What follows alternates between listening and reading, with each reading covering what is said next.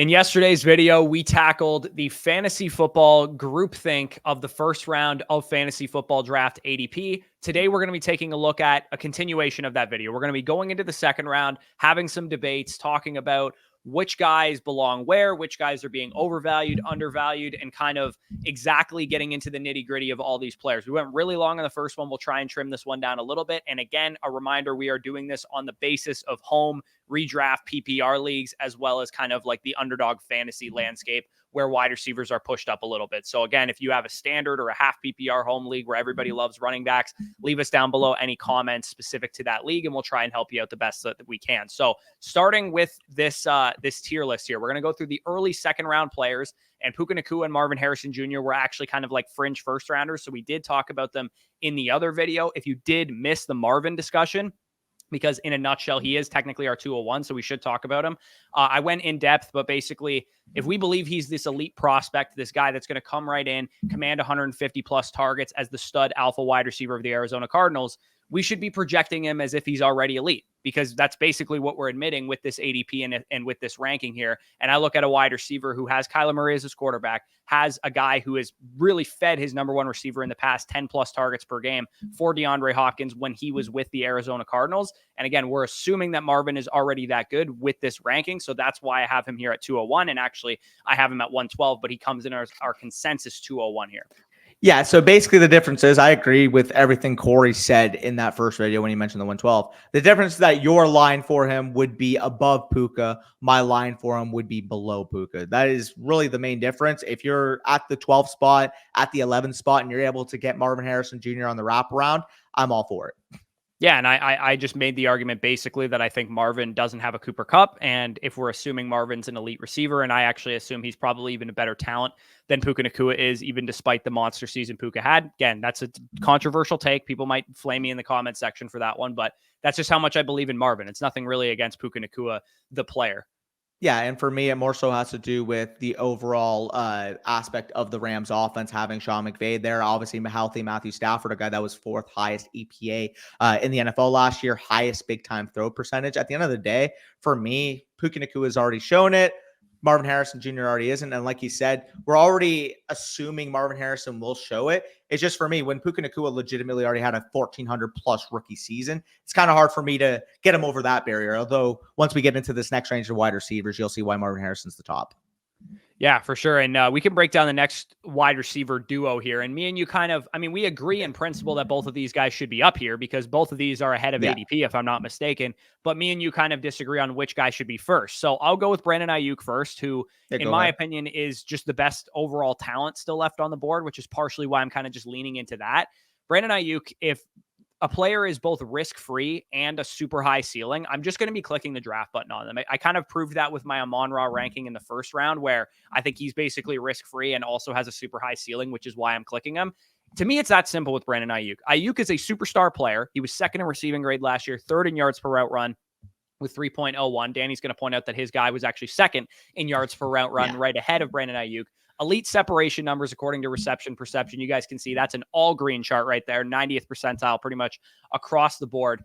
Aiyuk is kind of like the Breece Hall of wide receivers, in my opinion, where we saw him run semi-cold. And that might be crazy to say for a guy who led the NFL in yards per reception. But the reason I think he kind of actually ran semi-cold last year is because all of Deebo Samuel, George Kittle, and Christian McCaffrey played 15 or more games during the regular season. And the 49ers ranked dead last in pass attempts with 491 overall attempts because they were blowing the doors off of a lot of teams. You could definitely argue they're going to do that again. But to me, I think that's just him running cold. The pass attempts weren't there. The targets weren't there. And to me, there's room that if Shanahan puts more on the plate of Brock Purdy and wants to throw the ball a little bit more this year, and that's definitely rational and logical. It's a third-year quarterback. He's proven that he's a stud in the NFL. Maybe they want to throw the football more.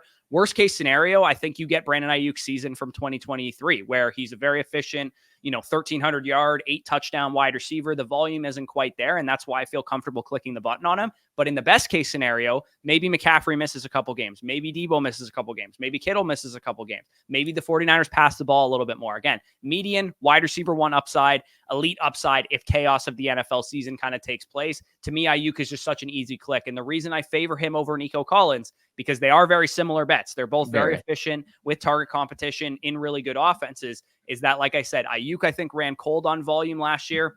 Whereas Nico Collins, I believe, ran hot on volume last year because Tank Dell missed half the season. Stephon Diggs is now there. And I believe that Aiyuk very clearly is the best target earner in his offense. Whereas Nico Collins, I think he's the best target earner in his offense. That's why I have him at 15th overall. I'm confident in but it. If Stephon Diggs can bounce back, maybe he's a better target earner than Nico Collins. If Tank Dell takes another step forward, maybe he's a better target earner than Nico Collins. So that to me just represents a minor discrepancy between those two guys.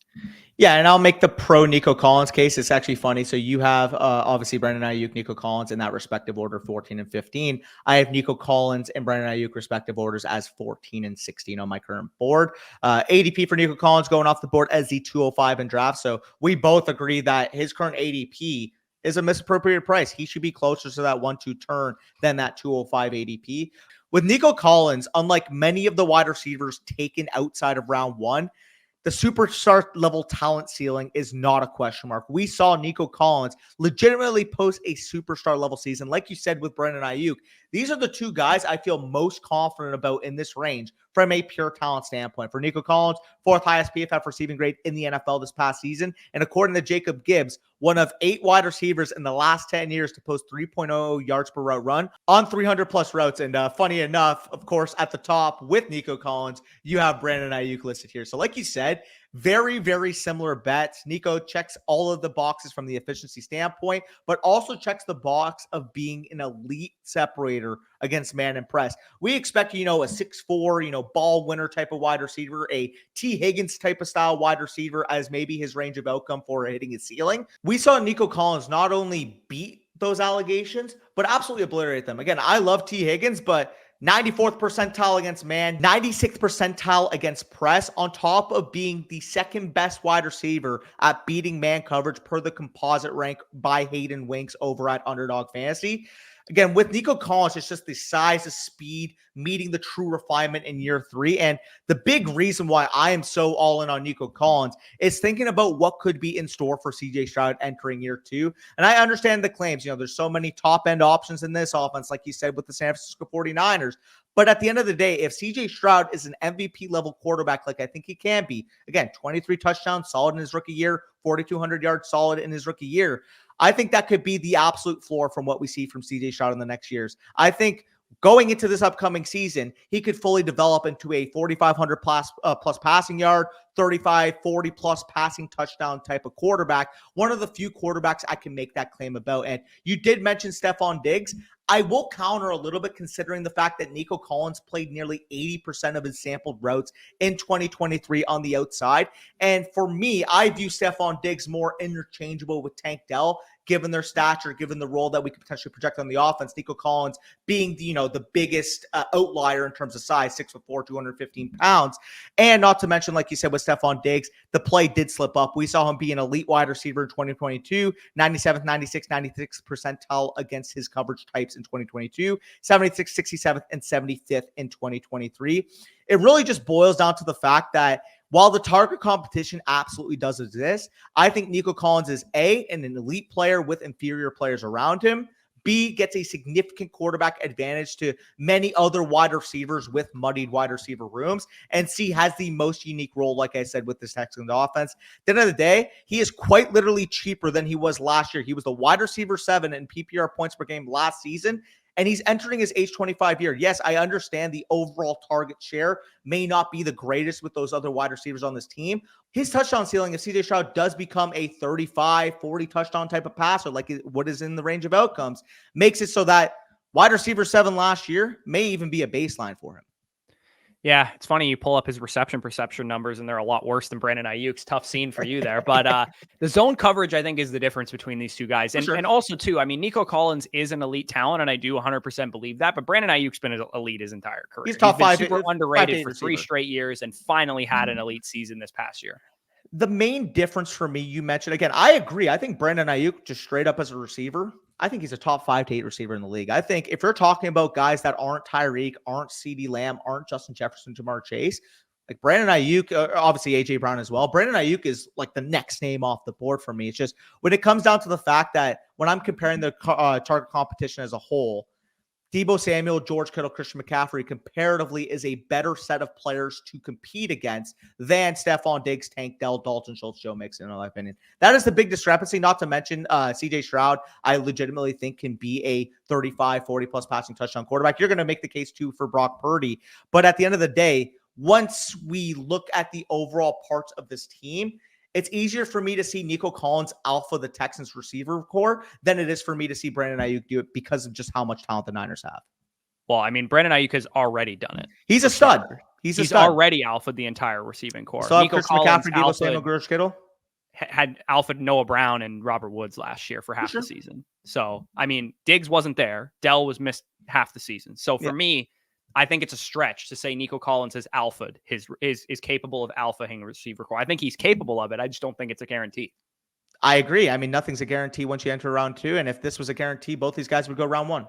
Yeah. Anyways, we're both way higher on these guys than consensus. So going back and forth on them kind of makes no sense. Regardless, if anything you take away from this discussion is that draft in mid round 2, where these guys actually go, not early round 2 where we have them ranked, definitely great values at that point. So next guy that we're going to talk about here is Saquon Barkley, running back of the Philadelphia Eagles. One of the more scrutinized players, especially like in best ball. People are hate him against Saquon Barkley for some reason. These are the reasons why people are against Saquon. And I will address all 3 of them. A, Jalen Hurts is going to push, steal goal line carries. That's one of the major arguments against Saquon Barkley. Number 2, Barkley's been inefficient of late. He's been, rush yards over expected, those kind of things, not Saquon Barkley's friend. Number 3, Jalen Hurts is not going to check down that much, which is very likely true because he's a mobile quarterback. Let's start with the first one. The tush-push stuff, the goal line work. The Eagles paid a running back. The Philadelphia Eagles, the team that basically started the whole we don't pay running backs narrative and basically changed the entire way of thinking of the rest of the NFL, decided that this guy was so much better than the rest of the running backs around the league that they decided to pay him. Do you not think, seriously, that Kellen Moore, Nick Sirianni, and Howie Roseman, the front office, think that this guy is going to be an integral part of the offense? To me, that's pushback number 1 on the tush push. Also, 2, maybe they don't want Jalen Hurts doing that because it might get him injured and that kind of thing. So that's why they went and signed Saquon Barkley. So for me, that argument is valid. I think it's definitely going to play itself out to some degree. There's going to be plays where Jalen Hurts snipes him on the goal line. But if you're thinking it's going to be like DeAndre Swift last year, I don't think that's going to be the case. I think Saquon's going to get way more red zone work. Yeah, no, I agree. At the end of the day, like we kind of made the case where we've talked about with DeAndre Swift a little bit in the past, is that yes, we could talk about the overall offensive situation limiting him in terms of goal line opportunity last year, but I think it was about a 50-50 in terms of both the goal line opportunity limiting him, Jalen Hurts tush push, them wanting to give Jalen Hurts the ball in those situations, as it was DeAndre Swift simply not being good enough in those situations. Many times last year, he was, tackled on the 1-yard line, not showing the drive, not showing the power to be able to punch it into the end zone. Saquon Barkley, like you said, they went out and they sought out an elite running back to take that type of work. They paid Saquon Barkley elite running back money to take that work. At the end of the day, who are you going to trust on the 1-yard line to get it in? DeAndre Swift or Saquon Barkley? I know where the Philadelphia Eagles are leaning based off their offseason moves. Yeah, not to mention the Detroit Lions also didn't trust DeAndre Swift on the goal line, and they didn't have a stud like Jalen Hurts who could push it in, but they gave Jamal Williams those touches instead. So I think this is a trend for DeAndre Swift, not a knock against Saquon Barkley. Number 2 concern is that Saquon's been inefficient. Wouldn't you be if you were an elite running back and everybody knew on every single play that you're getting the football because your offensive environment is so bad in New York that you have Tommy fucking DeVito playing quarterback? Obviously, you're not going to be efficient in that situation. His O-line was 30th in run blocking grade last year. People saying that he's inefficient and that's why he's going to suck in Philadelphia are just like flat. I have no idea how you decide on fantasy players, but not seeing a huge difference between the Giants offense last year and the Philadelphia Eagles offense with AJ Brown, Devontae Smith, Jalen Hurts, and Dallas Goedert this year and a much better offensive line. To me, that just, I can't believe people are actually getting to that conclusion. He has gotten league average offensive line and quarterback play in 2 seasons in his NFL career. In 2022, Giants were a surprise team, make the playoffs. Saquon Barkley's the RB4 in points per game, 17.8 PPR points. Average offense, average offensive line. Eli Manning's final season, 2018, he had a legendary season of 24 points per game. Do I think that's going to happen again? No, because Jalen Hurts doesn't check down as much as Eli Manning did. But Barkley still had 76 targets in 2022 with Daniel Jones, another mobile quarterback. So yeah, I think he's still got a good receiving ceiling, even if Jalen Hurts is not going to check down as much as Eli Manning. To me, this is classic overthinking by the fantasy community. If you don't think Saquon Barkley is going to have a better season in Philadelphia, in that offense, behind that offensive line, with the elite talent that he has, the elite playmaking ability that he has, the breakaway speed, the receiving upside, I don't know what to tell you. So a couple stats in relation to Saquon Barkley / DeAndre Swift, because like we mentioned, the inside the 10 work, inside the 5 work people are worried about with Barkley. DeAndre Swift last year, inside the 10-yard line, 27 carries, which ranked inside the top 10 of the NFL. He also got 10 inside the 5 carries. Care to guess how many touchdowns he scored on 10 inside the 5 carries? 1. 2.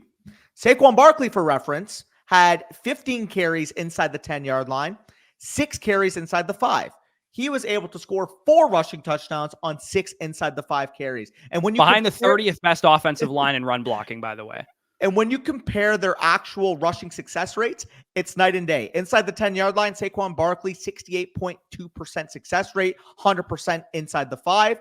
DeAndre Swift, 40.3% success rate inside the 10, 33.3% success rate inside the 5. He simply just is not a good inside the 5, inside the 10 runner. Saquon Barkley, on the contrary, absolutely is. Yeah, so I feel like we made our point on Saquon Barkley. He's my 205 it's pretty fair to me.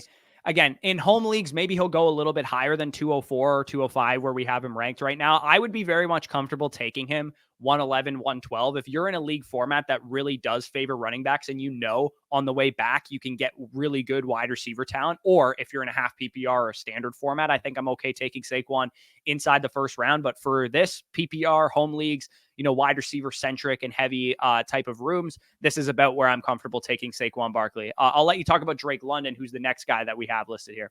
Yeah, so with Drake London, he's really such an interesting case because the market has finally caught up to him. Again, we've been Drake London guys since he got drafted in the league. Obviously, the 8th overall pick a couple of years ago.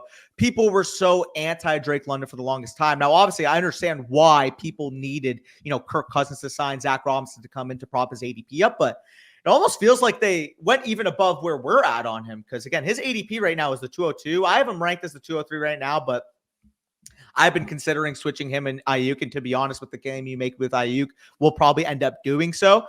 Drake London, regardless, though, 203, 204, I'm still high on him overall, but the market is even higher. And the main difference for me is that with Drake London, he's an extremely similar case to that of a guy like Garrett Wilson. Again, target commander who's been marred by bad quarterback play in his 2 years in the NFL. But the thing with Drake London that I'm worried about, the main difference between Garrett Wilson and Drake London, is that I do think Garrett Wilson is a better football player at this point in his career. And the thing with Drake London, for him to pay off that upper ceiling, is that not only does he have to be a good receiver, again, I think he's a top 15-ish level wide receiver talent in the league.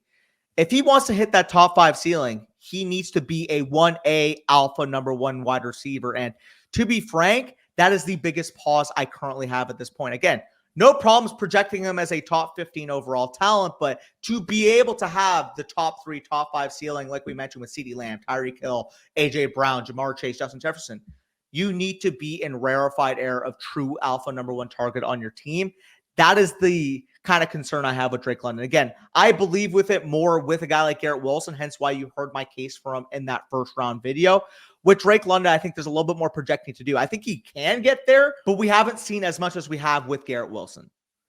Yeah. There's definitely some risks with Drake London because I believe he's a stud. I believe he has the talent and the capability to do whatever Garrett Wilson's going to do this year because it's a very similar situation. You got 2 older quarterbacks who've been productive coming off of torn Achilles. Yep. Michael Penix obviously is the backup there in Atlanta, gives you a little bit more faith in the quarterback play. Drake London is like if Garrett Wilson, in addition to having bad quarterback play, also had no volume in his offense because at least the Jets have thrown the ball enough that you can see the flashes with Garrett Wilson, and Garrett Wilson has made a little bit more plays than Drake London has. So For me, I'm more in line with like where the home league ADP is at on Drake London, which is more like ESPN and Sleeper are like 20th, 18th, 19th overall, which is where I have him. I have him at 205 right now, 17th overall player. It's just that underdog is such sicko wide receiver energy that we're drafting him at like 14th overall. So home PPR leagues, I feel pretty confident that people will be able to get him in the mid to late second round of their drafts. But if you're in a really wide receiver centric room or in an underdog draft at 14th overall, it's a smidge too early for me.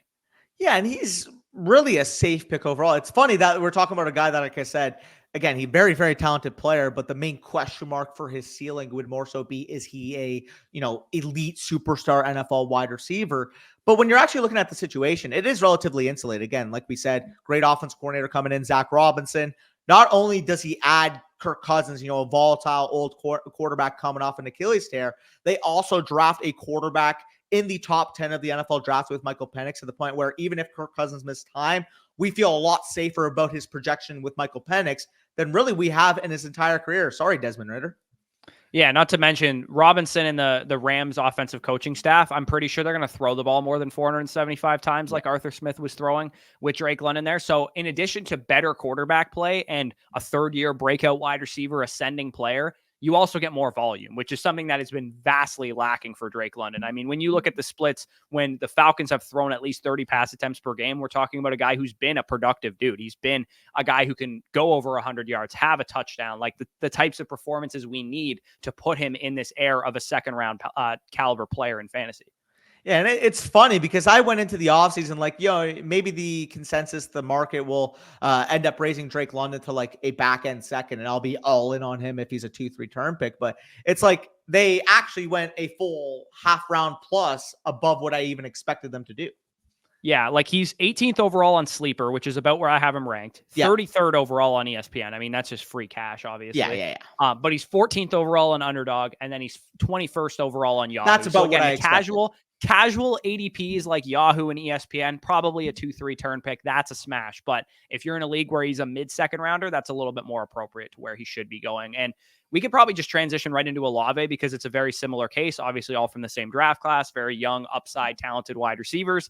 Chris Olave, just betting on young wide receivers who are ascending players is just generally a good fantasy football heuristic in general, especially when you come into your career, have a 27% target share as a rookie and a 25% target share the first 2 years of your career. Those players are typically good bets to become great fantasy football producers. Olave has had such bad quarterback play to this point in his career. Again, Derek Carr was an improvement last year, and that's why he was able to finish as like a 14.5 point per game guy, be a wide receiver 2 for you. He was a solid producer. This year, I think we can see a bigger uptick in terms of his overall production for a couple of reasons. Number one, third-year wide receiver who's been productive so far. He has another level he can get to as a player. Number two, he ran super cold both years of his career on deep targets. You guys can see per Ryan Heath, who we're going to have on the channel tomorrow in tomorrow's video talking about uncatchable deep targets and uncatchable targets in general. Chris Olave ranks second in expected fantasy points per game, lost to uncatchable deep targets. And a lot of that was due to his 2022 quarterback play, as well as Derek Carr being banged up for a good portion of last year. If I remember correctly, was it week 2 in his rookie season where like Winston couldn't hit the broadside of a barn? He had like 13 or 14 targets in that game. I'm pretty sure Olave could have went for 200 yards in that game. And as a Bucs fan, I'm very glad he didn't, but he absolutely could have had a monster game in that one. Again, Olave is just one of these guys where we look at it, we're like, this guy's so close to being an elite fantasy wide receiver. If he just runs a little hotter on these big plays, on these red zone targets, he only has like 4 and 5 touchdowns the first 2 years of his career. To me, he's such a strong bet to be a back end wide receiver 1 at his median range of outcomes. Now, does he reach his median range of outcomes because his quarterback play makes him produce worse than that? Or is he just that much better of a player in his third season that he can elevate even potentially beyond that and become a top 6, a top 8 fantasy wide receiver? Again, the other thing that gives me confidence is just the fact that I think he has another level he can get to as a player. So even if Derek Carr is the same as he was last year and he kind of misses some deep passes and that kind of thing, I still think we could get a 17, 18 point per game season out of Olave because he's just a better player in his third season with a new scheme as well. And that scheme could result in a lot more efficiency. Yeah, and I will add, so actually about, a few weeks ago, I called, Chris Olave one of the most misappropriated players. I thought he was a third round pick. I've slightly shifted my tune a little bit. Again, once you're comparing him to some of the older, very risky receivers in this range, again, we haven't talked about guys like, Davante Adams, as much as I like Cooper Kupp, he's an older player. There's just a couple older wide receivers that I can't plausibly rank Chris Olave under. So I did end up moving him up. He is my 208. I'm still 4 picks after consensus ranking. So I'll make a little You're bit after of the underdog ADP, but correct. His home league ADP is 19th overall on Sleeper, 22nd overall on ESPN, and 18th overall on Yahoo. So you're like right in line with where basically those platforms are. Yeah, more so to provide the bear case for those drafting on underdog, because I'm assuming a lot of people that are watching here have played on underdog, have drafted their fair share of teams. I mean, heck, we're live on underdog basically every single week. So I'll make the bear case for him against that 204 ADP. He still only finished the wide receiver 19 last year, slow-paced offense, 20th ranked in pass split last season. And like you said, he does get a new offense coordinator there with Kubiak coming in, but if we know about Kubiak's roots coming from San Francisco, we can't really expect the overall passing volume to go up inherently. Again, you can make the case, different personnel. Kamara, on the wrong side of his age and touch apex right now. Jamal Williams, one of the most inefficient running backs in the league.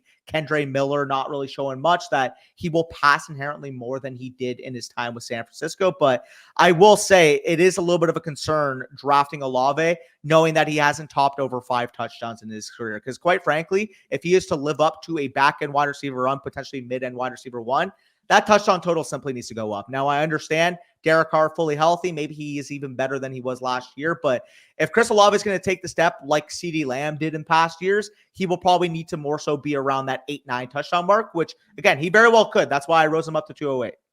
Yeah, and I'll paint the picture for that scenario really fast. It's like the Saints added pieces on their offensive line. That should keep Derek Carr upright. If Derek Carr plays an upper percentile Derek Carr season, we've seen him support a monster year from Davante Adams, and Davante Adams had a monster touchdown total in that year. He's kind of low-key one of the better quarterbacks to have for your fantasy wide receiver one, because he has fed his number one guy in years past, whether it was Darren Waller or Amari Cooper or Davante Adams or whoever it was. So for me, I look at Chris Olave. If the offense gets more efficient, you can connect on more of those deep touchdowns. Derek Carr pushes the ball downfield a little bit more because he doesn't have a broken back or ribs or concussions or whatever he was dealing with last year.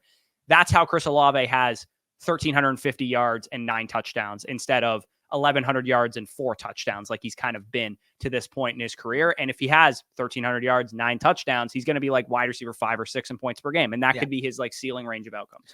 Like if you were to do, I know every year you do the ceiling and the floor of every pick video. Like the ceiling would be, Derek Carr's fully healthy. Again, I still think their tackle duo is significantly weaker compared to what we've seen even in years past from not than last year's though. It can't be not worse than last year. Not than last year. I'm just more so saying like what people have expected from the Saints in those Sean Payton days.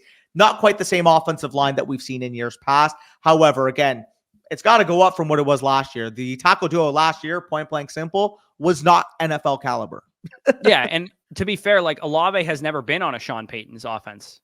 Yeah, in 100%. New Orleans, right? Like he's had the bad end of the New Orleans Saints runs where they've been terrible on offense, and they've been with Jameis Winston and Taysom Hill at quarterback, and then Derek Carr pretty much playing with no back muscles last year. Like it's been challenging for Chris Olave. If things break right for him this year, he could have a monster season, in my opinion. I think his ceiling is a little bit underrated. Again, on underdog, he's 14th or 15th overall player. Little high for me, more of a mid to late second rounder in terms of where we have him ranked. The other player that's in this tier, and then we'll rattle off. Actually, there's 2 more players in this tier. We have Jonathan Taylor. Strong projection. Me and Danny are going to go back and forth on which running back we prefer, because you prefer Devon Achane, I prefer Jonathan Taylor. So I'll start with Jonathan Taylor and why I prefer him. For starters, I believe he has the volume and the size to carry a massive workload, which is my major concern with Devon Achane. He is a strong projection. You have an offense that's really young. Anthony Richardson, Shane Steichen calling the plays, very good play calling, elevated the play of like Zach Moss and a bunch of other slappies in years past. You have improved weapons on the outside with Pittman, with Downs, with A.D. Mitchell. Alec Pierce is your 4th receiver. It's a nice kind of quartet of wide receivers to work with. The offensive line was top 8 in run block grade last year. Taylor's kind of like the Jamar Chase of running backs right now, where we know he's one of the best guys in the league. He just can't have everything all meet together. he either is dealing with injury or he has bad quarterback play or the offense isn't great around him. I feel like we're going to get one more of these seasons where everything breaks right for Jonathan Taylor and he doesn't run cold on injuries. He doesn't have the stars not aligning for him. And it could be this year because Richardson, he'll pull defenders out of the box for Jonathan Taylor. He can stretch the field with his arm. Who knows? Maybe this offense is the breakout Jalen Hurts Eagles offense of 2022, which it very well could be. We saw what Jalen Hurts and Shane Steichen were able to do together that year. Jonathan Taylor's risks are really that he doesn't have receiving upside, which I'm sure you're going to point to, and that is a very, very valid concern. He has to be Derrick Henry to pay off, and I understand that, but I'm actually projecting that. And two, he's had some touches, some negative nagging injuries starting to pile up. And that's something that I worry about a little bit with Jonathan Taylor, especially when you consider that he was a workhorse in college also. So his college touches plus his NFL touches, plus the fact that he's dealing with nagging injuries, that provides risk for Jonathan Taylor's profile. I just think that this is the year that you're going to get that sell high window on JT. You're going to get that monster RB4 in points per game. And then all dynasty offseason next year, me and you are going to be telling people to sell Jonathan Taylor high. He very well could. I mean, this is still a very talented runner. I mean, we're still talking about a guy that, is he the same guy as he was in 2021? Who knows? But that was still a guy that had 332 carries, over 1,800 rushing yards, 18 rushing touchdowns. Again, does he have quite that ceiling that he showed in that year? I don't think so, because that year he was able to command 51 targets, 40 receptions. I don't think he has that type of receiving total. And again, you mentioned the receiving ability being quite the weakness. It was a very big concern in 2023. Again, this was just simply in the games that he was healthy. He obviously started the year on the pop, ramped up in the first couple of games. I specifically took the split from week 7 on. Overall, looks good. 17.86 carries per game, 71.71 rushing yards per game, basically a touchdown combined per game when you take the 0.86 rushing with the 0.14 receiving. The main thing, though, is that 2 targets per game, 1.57 receptions per game, 11.86 receiving yards per game. On top of that, 5 of his 7 games had under 10 receiving yards. Again, with Jonathan Taylor, I am not questioning his real life standing as a rusher. If you were to talk about him as a rusher, I mean, when he was looking at his best, people were making the comparisons to him with Nick Chubb, Saquon Barkley, elite, efficient runners that can break away the big run. I'm not denying that. But like you said, he quite literally needs to be Derrick Henry to pay off at that top end, top 3, top 5 level ceiling. Otherwise, again, we're going to get similar to what we got last year, 16.1 PPR points per game, RB8 in points per game overall. Again, very, very good figures. But when you're taking a running back, RB5 overall, at the 203 in drafts right now where he's going on underdog, possibly in the 1-2 turn area in home leagues, he simply needs to have a top 3 to 5 baseline. And I have a little bit more concerns with Jonathan Taylor based on the receiving work. Yeah, the last thing I would say on his receiving work, because I'm not going to argue with you and say he has some huge receiving upside. The last thing I will say, though, is that Jonathan Taylor has never had a running back in his backfield command a 52.3% opportunity share, and that's what Zach Moss commanded last year, who's no longer there, who's the starter in Cincinnati. So Jonathan Taylor, yeah, he had a bad receiving kind of baseline last year, but I kind of think that was due in part to the fact that he was banged up for most of the year, and they had to decide when to take him off the field to preserve him, and it makes the most sense to do it when he's a receiver. So if you want to preserve Jonathan Taylor, that makes sense. But if he's healthy and things break right for him this year, again, he's not a 80 target upside running back, but could he have 50 targets again? I don't think it's out of the realm of possibility that he has that. And that's better than Derrick Henry at the very least. It's just hard for me to project the big receiving bump, especially knowing inherently with Anthony Richardson in the offense, he's just not going to get a lot of the same design work out of the backfield, a lot more of the screen passes. Quite frankly, Anthony Richardson is going to be tasked with more creation opportunity than the Colts quarterbacks were last year. No, that's totally fair. I think if you look at see how much receiving work Miles Sanders got in 2022, that's probably the best baseline you're looking at. I mean, he only had 20 receptions. So we're talking about a guy that was pretty clearly the lead back there. I mean, 66.4% opportunity share, though, is not that much. If Jonathan Taylor's an 80% opportunity share guy and he has 45 targets, I mean, Jalen Hurts was a mobile quarterback. So it's the same kind of scheme that we're talking about here. For me with JT, it more so also comes to structurally. Again, I'll get into one specific micro running back that I prefer to JT. Again, you just mentioned Devon Achane. I'll get to his case in a second, but specifically why I have JT close to the 2-3 turn rather than the 1-2 turn like the market would suggest is that a lot of these wide receiver projections overall are just so strong at this point that, not to mention, given the current market, I want to get ahead of the 8-ball wide receiver rather than fall behind.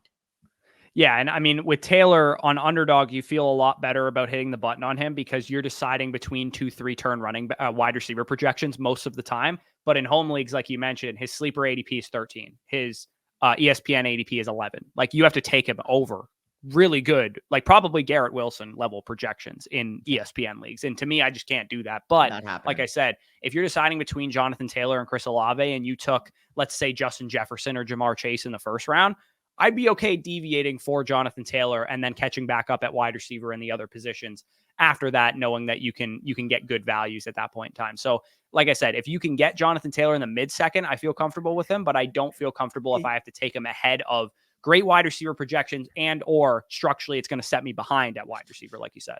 Yeah, and last note I'll make on JT, you mentioned 2-3 turn. He's still going at the 203 on underdog. He's still an extremely high pick over on underdog. So everybody's still taking him high. And not to mention, I mean, it's funny to me that Jonathan Taylor, people are taking with such confidence at the 203 when Saquon Barkley is going as the 21st overall player. Yeah, I mean, to me, they're very similar projections. So I understand. Like I have, where do I have these two guys ranked? I have Barkley at 203. 204, and I have Taylor at 206. Like they're very similar projections for me. Wherever you take Barkley, I lean Barkley because his offense is better and that kind of thing. Better receiver too. Yeah, better receiver, but Jonathan Taylor should be shortly behind him because I think Jonathan Taylor is a better rusher than Saquon Barkley.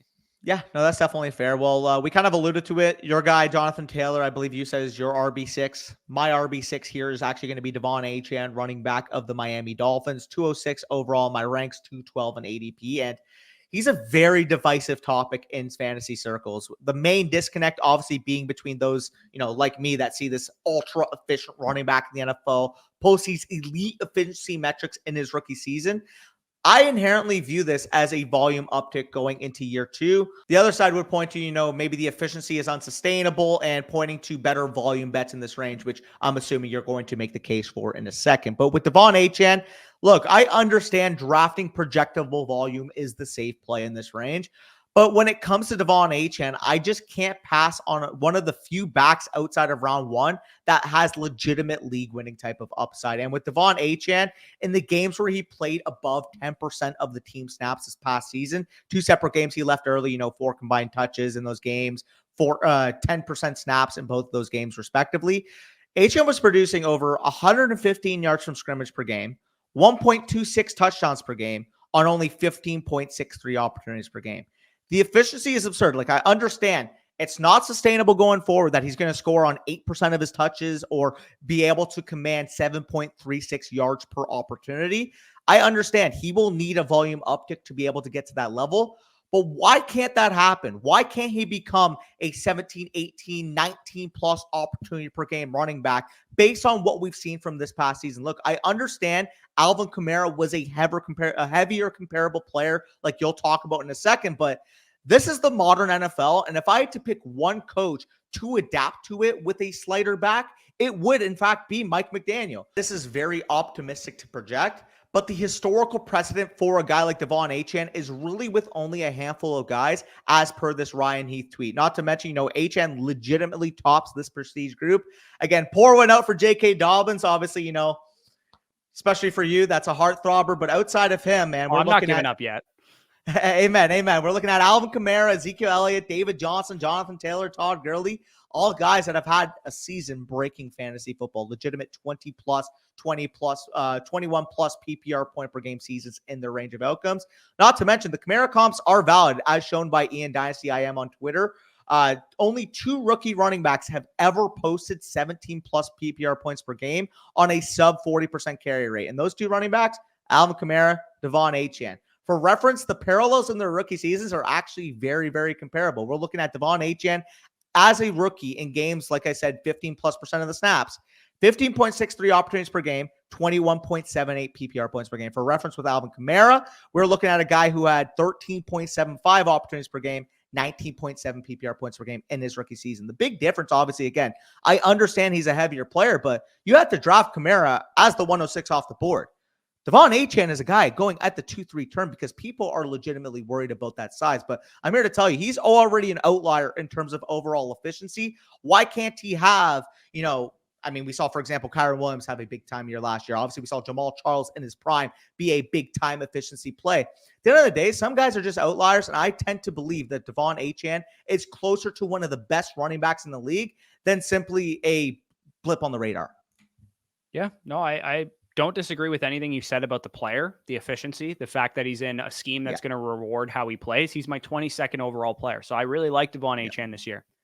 However, there's a reason you had to say, I understand 75 times during that argument. Because I knew exactly what you were going to say. 188 pounds. And while he could break fantasy on 17, 18 touches this year, I cannot rank him ahead of Jonathan Taylor, who I expect to have 350 plus touches this year. So for me, Devon Achane, excellent player, going to be efficient, probably a very safe bet to lead the NFL in yards per carry and big time runs of 20 plus yards and that kind of thing. He will continue to do that stuff. And I feel very good projecting him for 17, 18, maybe on the high end, 19, 20 points per game this year.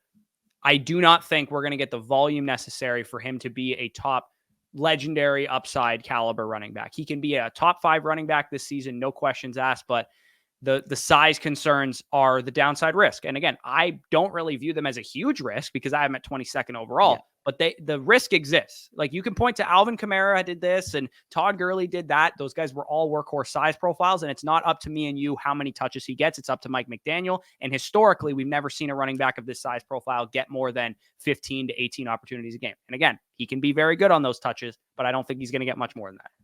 Historically, we just saw a running back last year in Kyron Williams at 192 pounds recorded at the combine have a 22 touch per game type of workload when he was healthy. And he missed a lot of time. How many running backs are 12 injury games, risks? and the team then drafted a new running back the next year. And this is a coaching staff that feeds their starting running back, and Mike McDaniel comes from a scheme that does not feed their starting running back. For sure, but like you just said, again, Kyron Williams got that work, A. And B, we're talking about the downside risk of injury at an inherently injury-prone position at the running back position. You're not drafting a running back based off the potential opportunity of them getting hurt. You're drafting them for their league-winning upside. And again, I understand the concern. I understand he is a smaller running back comparatively. It's tougher to get over that hurdle. If he weighed in at 100 and it's not just tough. It's historically unprecedented. So if you want to bet on him as an outlier, and I'm kind of doing it. We're doing it with Jahmyr Gibbs. I am at 22. We're doing it with Jahmyr Gibbs. We are doing it with Jahmyr Gibbs, but Jahmyr Gibbs at least is 200 pounds. I mean, we're talking like a 12-pound difference between these two guys still. And Jahmyr Gibbs is undersized, and he's fighting an uphill climb at his size. Yeah, I just view it as, yes, I understand historically it hasn't been the case, but we are in the modern NFL. We did literally get the handpicked coach to deal with this type of situation. The risk profile of his weight kind of meets the reception profile, the overall volume profile in the receiving game that I see with Jonathan Taylor. That's kind of what the difference is for me. I would view Devon Achane as volatile in each way. Lower floor with a higher ceiling. Jonathan Taylor, more of a safe bet. For me, because I'm drafting running backs based off the ceiling, I personally would prefer Devon Achane, although, like I said, it's 206 versus 209 in my rankings. Yeah, I guess I just view Taylor's ceiling as equally as high with slightly less risk. And I really do hope that Achane has 18 touches per game and 6 of them are targets, because if he does do that, awesome. He can be the RB1 in points per game. Yeah. And maybe he'd have a hard time outscoring like McCaffrey, Bijan, or Brees, but he could definitely be up there with those guys and just be way more efficient than them. So, last thing, quickly on Achane, we're going to leave this season saying one of two things. We're incredibly stupid for using size as the reason for why this guy didn't have a league-winning ceiling. Or on the flip side, if he busts, we're going to be pointing to the fact that how did we trust a small running back to be able to be an RB1 overall in fantasy? That is historical precedent is either going to be what we go back to after this happens, or what we clown on. Precedent is going to be broken forever by Devon Achane, because you keep saying, I understand it's hard. It's not just hard. It's never happened. So if Achane does it, then he will be the first sub 190 pound running back to ever have 250, 300 touches. Like I remember watching Warwick Dunn as a kid, and Warwick Dunn was like 200 pounds, and he was a freak show carrying the amount of workload that he carried at that size. And he's like, in the again, 10, 15 pounds heavier. I mean, to be fair, that was in the 2000s. And again, I would have a harder time being all in if we just didn't see 192 running back at over 20 PPR points per game last year. Yeah. Oh no, he's definitely, Kyron's a good example for what the case could be for Devon Achane. It's just, again, how Kyron has run out this year is that, he got backfield competition added because he couldn't hold up to that workload. And it's that not a dynasty take. No, I know. I'm just saying Devon Achane and redraft again. I totally get it. I'm just a little bit concerned. Let's move on to his teammate, actually, Jaylen Waddle. Yeah. Talk about another guy that is one of these dudes that we just feel very confident in. Honestly, it's just a very easy projection. Yeah, he's like almost the worst version, I would say, of Collins and Aiyuk. And when I say worse, I'm not talking about pure talent, more so just the projection and the ability to be the number one in their offense. Simply put, if Tyreek Hill's healthy, Jaylen Waddle will be the number 2 wide receiver in the offense. That is the fact. If he was in an offense like Aiyuk, like Collins, you can make the very good case that he could be a 1-2 turn pick. But it really boils down to the fact that he's a big play machine on an elite offense who's currently, a high-end wide receiver 2, low-end wide receiver 1, but does have the contingent upside. Again, Tyreek, older wide receiver, has missed a little bit of time. Last year, banged up, missing snaps. If Tyreek Hill were to miss any time, Jaylen Waddle has the upside to be a top 3 to 5 overall wide receiver.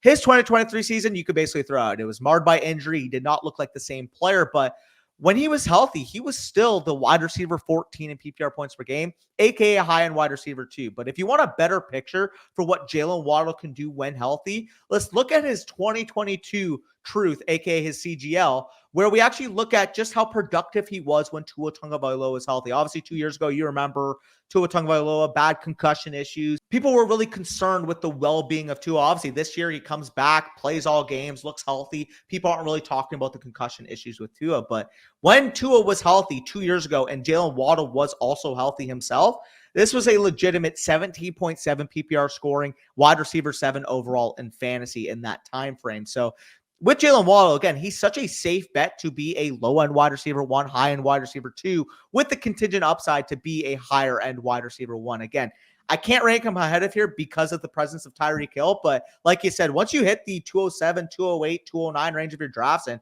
you want a second wide receiver after you take, Jefferson, Chase, or even Tyreek himself, Jaylen Waddle is such a good bet out there.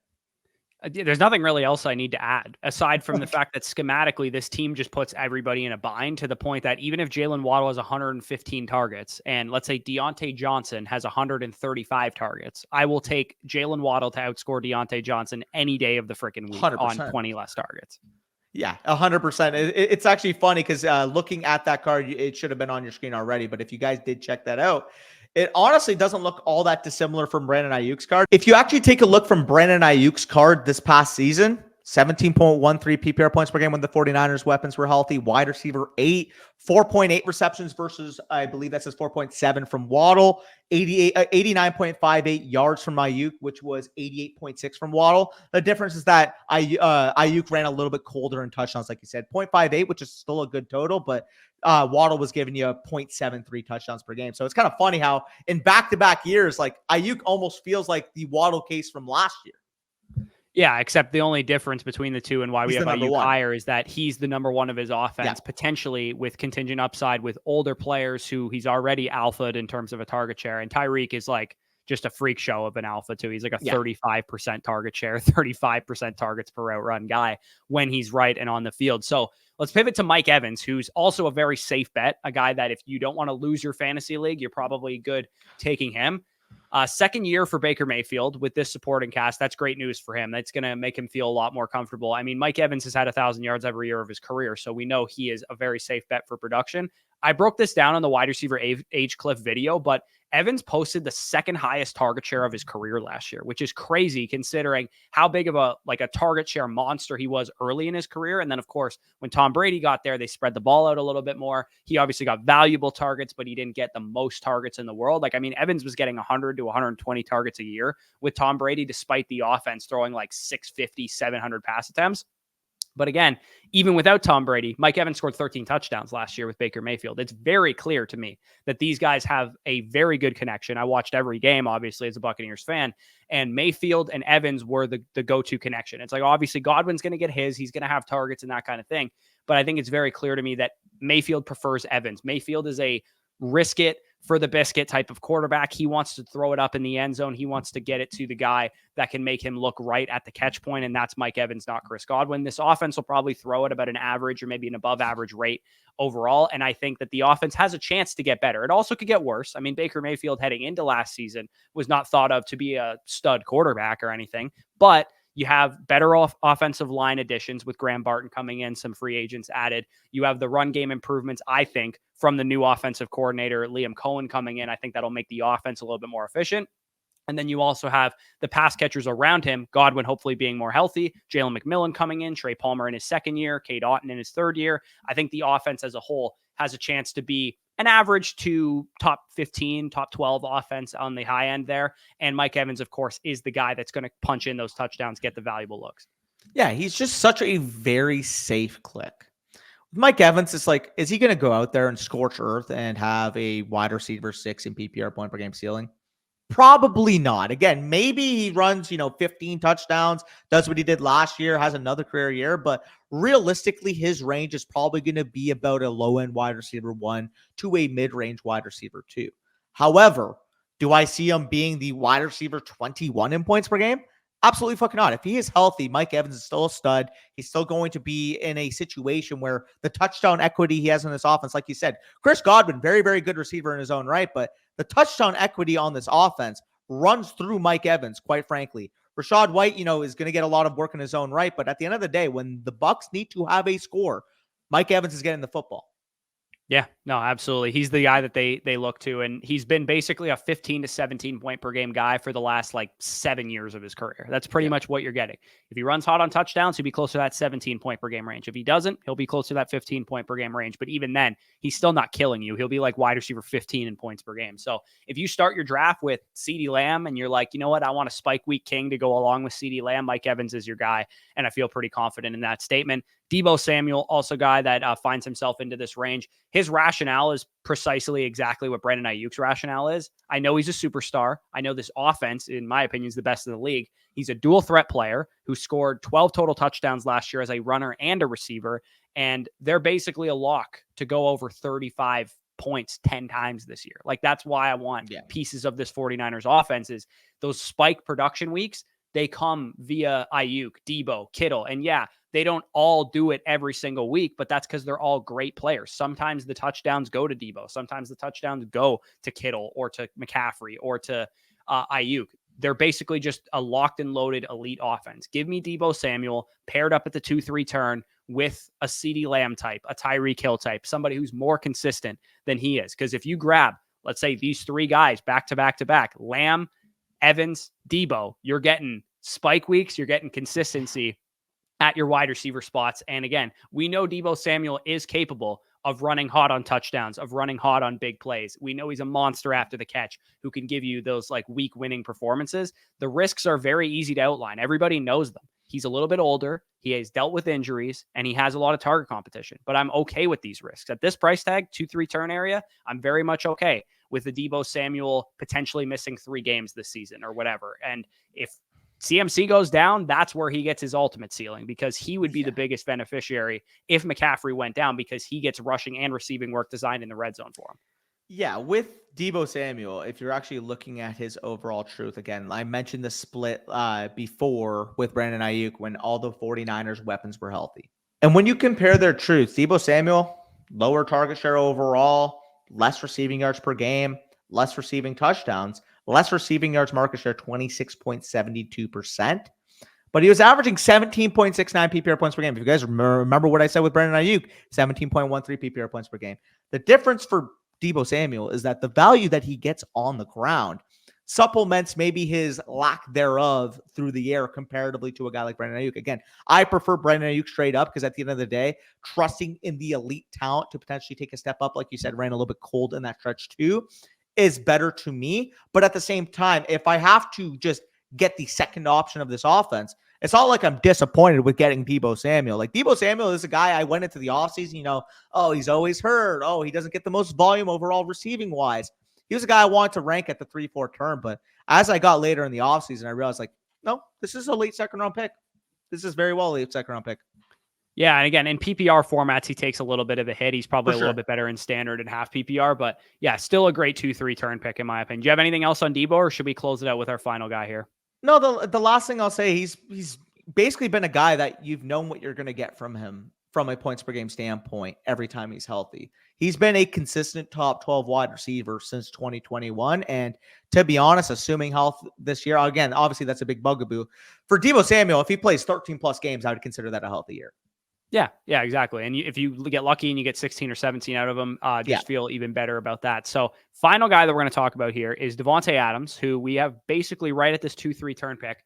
A guy that we're pretty much never getting because this is not where he goes. Like when I look at Davante Adams' ADP right now on home league ADP sites and these other things, we got Sleeper ADP's 17th overall, ESPN 18th overall, Underdog ADP 19th overall, Yahoo ADP 19th overall. So he's more of a mid-second round pick across most formats. We have him here at the 2-3 turn. And it's mainly just because I don't feel great about his situation. Like I know Davante Adams is a great player. I know he's one of the best receivers in the league. However, he kind of fell off a little bit last year. 1.97 yards per route run, 80.0 receiving grade, which is the lowest of his career since 2017 when he first kind of broke onto the scene. And he's that year 10 fall off that Ryan Heath talked about in last year's article that I broke down in the Age Cliff video. He basically hit it. And it's not like he went to a better situation where we're like, oh, it was just the quarterback play. No big deal. He'll be better this year. If he gets straight to the Jets, obviously that would change this discussion. But I look at this and I say, his quarterback still sucks. The offense is still not great. They're still going to be run heavy. They talk about giving Zamir White carries every time they get behind a microphone. And if Davante Adams fell off a little bit from a touchdown and a target standpoint, again, he would be a huge bust in fantasy. Like he already was a guy that really disappointed you last year. And if we draft him again after he kind of slightly fell off, are we just waiting for this guy to have wide receiver 25 season? And we're all just like, why the hell were we taking an old wide receiver in a bad offense in the mid-second round? People are going to be pointing at us saying, oh, how are you going to have Davante Adams this low? Again, for the record, I have him at 301. You have him at 212. So his ADP on Underdog, like we said, 207. People are going to be like, well, didn't you watch the receiver doc? He's yelling at Jimmy Garoppolo half the time. Or like, oh, Davante Adams, what do you mean? He was elite the year before. And look, I get it. When Davante Adams was in his prime, he was arguably my favorite wide receiver in the entire league to watch. But I think you outlined it perfectly. You said, is he a great receiver? Yeah, I think he's still a very, very good, potentially great receiver, a la a better version of maybe what DeAndre Hopkins has been the last couple of years. But the word that you left out there is elite. He is not an elite receiver anymore. He is not the same Davante Adams we saw from 2 years ago. Like you said, even in the games when we isolate strictly for Aiden O'Connell starting, again, people are going to be like, oh, Jimmy Garoppolo, this and that. Let's isolate those games out completely. Let's just look at the games when Aiden O'Connell started, considering that Aiden O'Connell may very well be the starting quarterback this upcoming year. 33.29% target share, elite. 11.3 targets per game, elite. 36.18 receiving yards market share, elite. The reason why he was not elite producer in fantasy football, 1.883 yards per route run in that stretch, 16.27 PPR points per game, wide receiver 12. Now, people might be asking, well, if he was the wide receiver 12 in that stretch and you're getting him as the wide receiver 14 off the board, isn't that a great value? Not necessarily, because when I'm spending a second-round pick on a guy, I want a legitimate top 5 ceiling. And point blank simple, if you're giving me over a 33% target share on that offense and you're also declining as a player, I'm having a hard time seeing Davante Adams have a top 5 ceiling. He would legitimately need to go back to his efficiency marks from 2 years ago to have a chance. And like you said with Ryan Heath's article, typically when an older wide receiver shows you some type of fall off, you should listen to them. Yeah, exactly. I don't think Davante Adams is going to be a bad player this year. Especially, I mean, like the rumor was that he's going to get traded to the Jets and all that kind of stuff. And I'd have to reevaluate my line of thinking on Davante Adams if that were to happen, because he'd be back with Aaron Rodgers, it'd be a better offense and that kind of thing. I have to know where his price tag is. But as of right now, projecting him for the Raiders offense, it's a bad offense. I think this team might have a top 5 pick next year. I don't think their quarterback play is particularly interesting. They're expected to have the first pick according to Vegas right now. Ironically, they're in Vegas, so those projections should be pretty solid there. Dude, he had the highest target total of his career last year, 171 targets, the best of his entire career. And he produced 1,144 yards and 8 touchdowns on it, which is solid. Again, blame the quarterback play. I will all the time, but it's not going to be much better this year. That's the problem. Yeah, we can blame the quarterback play after he has a, down season or, mediocre season. Or we can just project that he will have bad quarterback play going into the year, because Like I made with the last video with Justin Jefferson, people are a little bit pessimistic on the Vikings quarterbacks. The difference, of course, Jefferson showed last year without those quarterbacks, he was still, or without those quarterbacks, without Kirk Cousins, he was still a stud overall in terms of yards per run, in terms of fantasy points per game. We saw the evident drop off from Davante Adams. And like you'll say in a second, maybe on the flip side, he does see a little bit of a rejuvenation, like Stephon Diggs, Keenan Allen going to Aaron Rodgers, assuming health. But that's still a projection in his own right, especially comparing when he's playing with a target commander like Garrett Wilson.